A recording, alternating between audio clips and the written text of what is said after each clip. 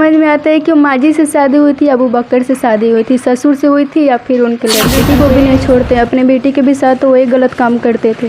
काटते थे, उसी से धमकी देते थे कि इसी से काट देंगे, इसी से मार देंगे, ये कर देंगे, वो कर देंगे। पारिवारिक दुराव बढ़ने लगा।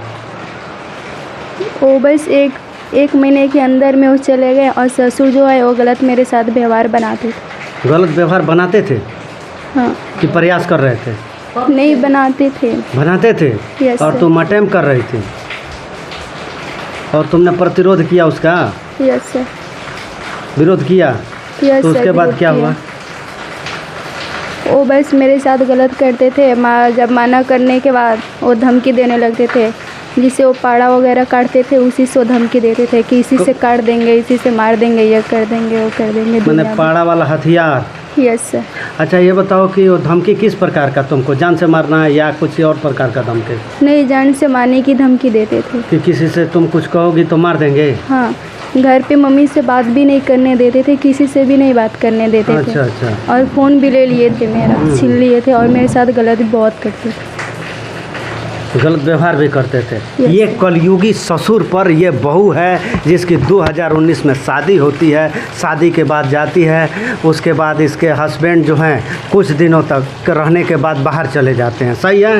Yes sir. और उसके बाद वो जो है गलत हरकत जो है इस बच्ची के साथ करना शुरू करता है। जब ये बच्ची विरोध करती है या अपनी बात इधर उधर कहने का प्रयास करती है, अपने मायके प्रयास करती है माता जी से कहने के लिए, तो फ़ोन ऑन बंद कर देते हैं। मैं सही हूँ?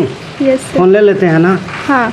और उसके बाद से इसे परेशान करने लगते हैं और जहाँ तक बता रही है कि मारने काटने की भी धमकी देने लगते हैं। मैं सही हूँ?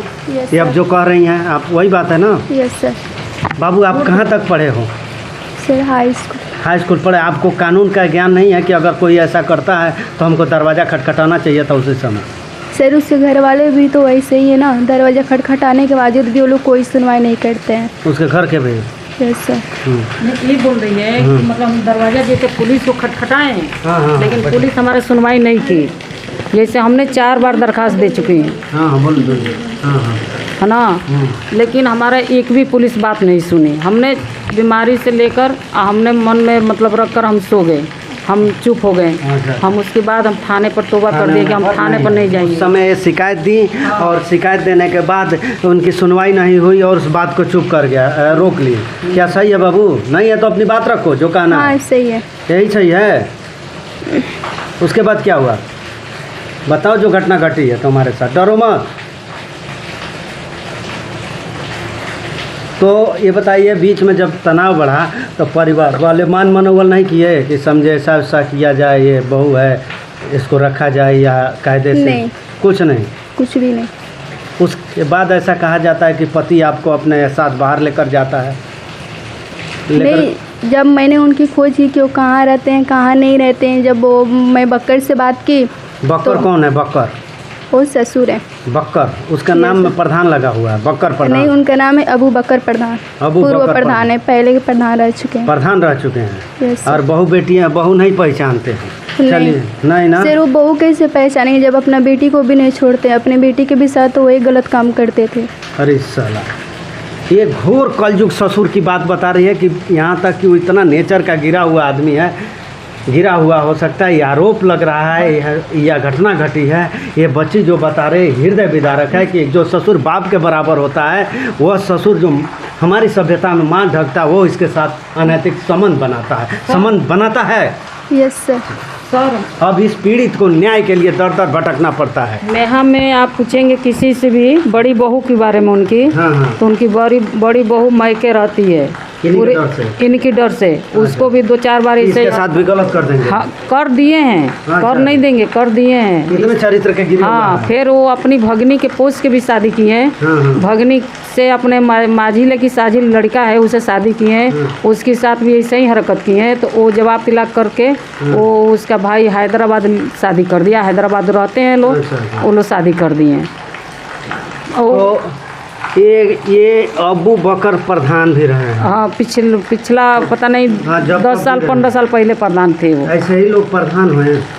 उनकी निचड़ वो सीधा बहुत कुछ बोलते हैं। हम भी फ़ोन किए कि क्यों ऐसा किए, काहे किए, हमारा लड़की को चौंपा दो, तो बोल रहे हैं कि ऐसा है कि आगे का बताइए। तो आपके पति कहाँ ले गए?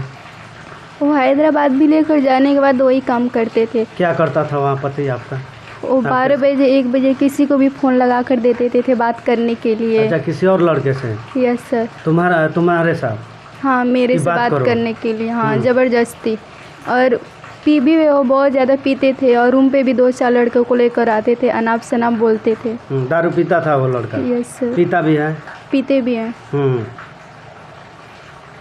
और उसके बाद ये घटना लगभग 4-5 साल हो गया। इतने बाद अब जाकर प्रकाश में आया है, अभी आया है। तो इसमें क्या हो कि जिससे तुम्हें न्याय मिल सके? बोलिए बाबू।